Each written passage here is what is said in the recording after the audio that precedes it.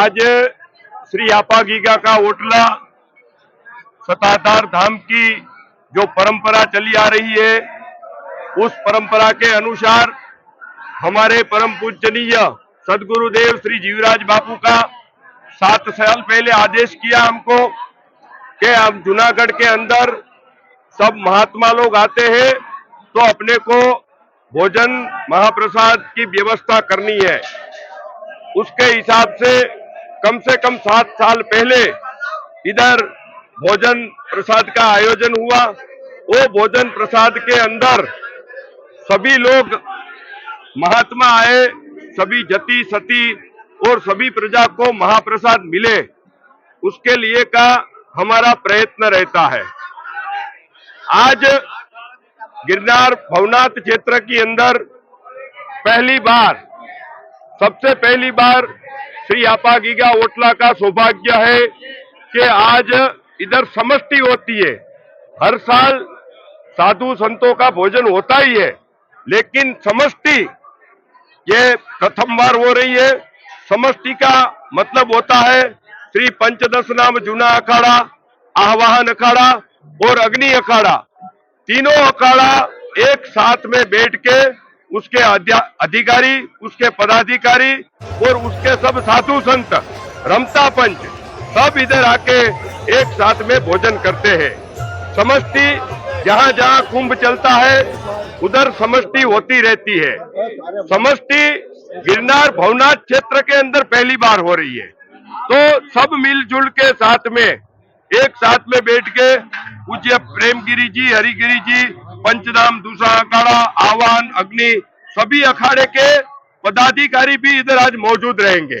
तो सभी का भोजन प्रसाद होता है और उसका नियमानुसार उन लोगों को भेंट पूजाएं होती है। यह समष्टि का मतलब होता है। हमारे यहाँ छेल्ला 5 दिन से, लास्ट 5 दिन से भोजन महाप्रसाद चालू हो गया है।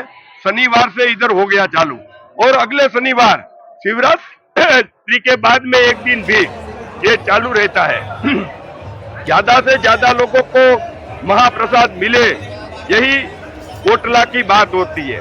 कल जैसे पाव भाजी का पुलाव भात, उसका कल प्रोग्राम था, आप सब लोगों ने देखा। रोज शुद्ध घी की 2 मिठाई, आज सुबह में जलेबी गांठिया का प्रोग्राम था।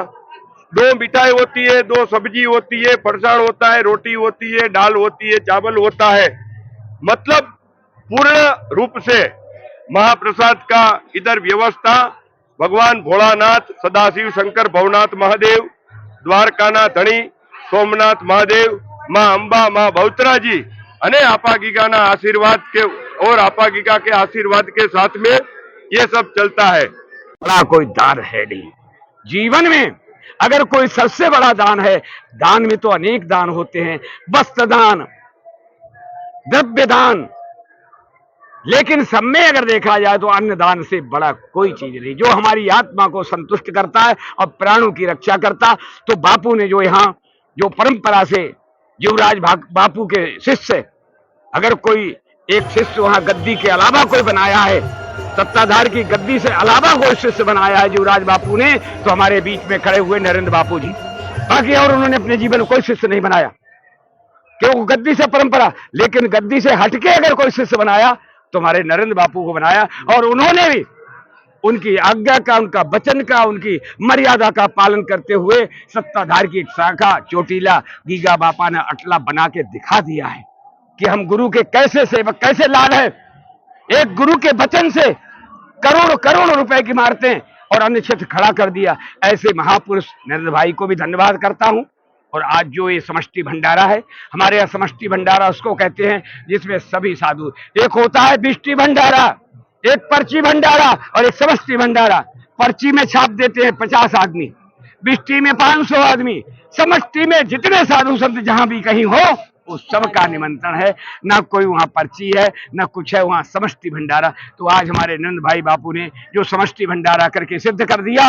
अगर कोई समष्टि भंडारा गिरनार में भी हुआ है, अपने अपने अखाड़ों को तो सभी बुला लेते हैं, अपने अपने आश्रमों को बुला लेते हैं, लेकिन सारा गिरनार मंडल, सारा साधु समाज, सारे अखाड़े, अगर समष्टि भंडारा कोई हो रहा है तो अभी शिवरात्रि के पर्व पर आगे बात मैं नहीं कर सकता हूं, लेकिन अभी वर्तमान में जो नरेंद्र भाई बापू ने भंडारा कर रहे हैं समष्टि, वो अभी तक नहीं हुआ।